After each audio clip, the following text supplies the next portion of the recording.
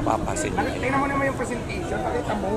Ayan ang presentation ng ngayon ay pinagkakaguluhan na nagkakaubusan. Giant crispy ulo overload talaga. Kasi bukod sa may crispy ulo na mayroon pang mga kuning-kuning na mga side dish na pagkarami-rami. Ayan, no, di ba? May itlog, may soft drink, may litsong kawali, may sikarong bulaklak. Lahat na ng packets nandiyan na. Wala ka nang hahanapin. Pwede magtanong idol, nandito ka na rin naman. Hindi naman, wag lang mahirap.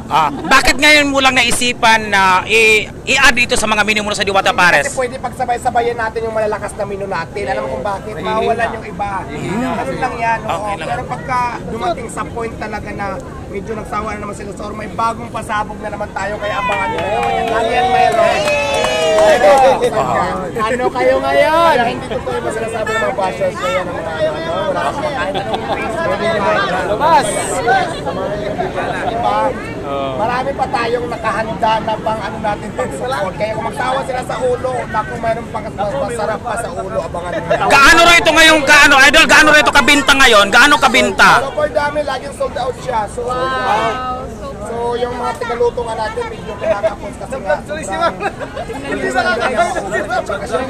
kasi may mga waiting time tayo ng pagluluto, hindi naman kasi pagkasalang luto na. So kaya marami yung tao kasi hindi mo ba alam, idol, na dahil sa menu na ito ay dinudumog ka ngayon halos ng buong Pilipinas na naman ng mga supporters mo. Oo. Pasabog ko talaga yan. Nagsisiksikan dito ngayon, di ba? Ayan, nagsisiksikan na dahil sa kanyang bagong menu na crispy ulo king. Ayan, nakita mo kila ate.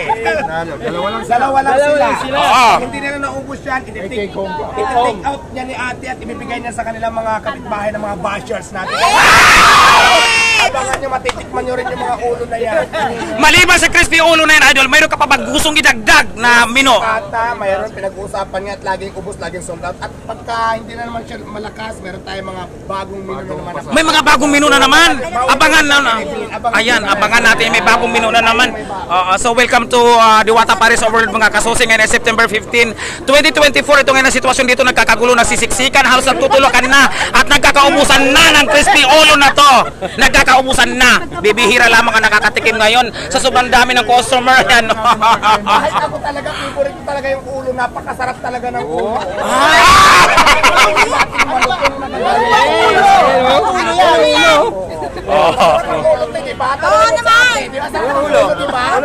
Masarap ang ulo. Masarap yung ulo ng baboy, lalong-lalo na kung crispy yung pagkaluto nyo. Ayan. Naku, yung customer hindi na nakakain, ginawa na silang celebrity. So ayan, thank you na nagpa-interview sa atin si Idol Diwata kasama ang customers na ito na Ma'am, hindi nyo ba alam na magbabiral kayo ngayon? Kayo ay instant celebrity ngayon, sir, sa social media. Nakapokus sa inyo ang camera ngayon. Ano masasabi ninyo? Meron ba kayong gustong i-shout out? Sa mga million views and followers namin sa Facebook. Oo. Ako po si Efren Villegas, aka Sosima, ang vlogger ni Diwata. Ito mga vlogger din pala itong mga kasamahan ko. Instant celebrity sila, sir and ma'am, ngayon. Di ba na dahil sa kanilang in-order na yan ang ulo. At dahil sa ulo, instant celebrity ang dalawang ito na magka-partner sa ang ganda ni ma'am at saka ang gwapo ni sir. Mga mukhang galing sila ng ibang bansa pa siguro, no? Ayan, Welcome to Diwata Pares Overload, ma'am. Instant celebrity ngayon ang dalawang ito. Ano nga bang pangalan mo, ma'am? Para lalo kayo sumikat. Pangalan? Veronica Esparza. Ikaw, sir?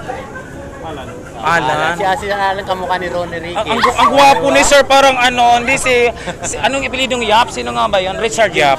James Yap saka Richard Yap. Ang pugi, no?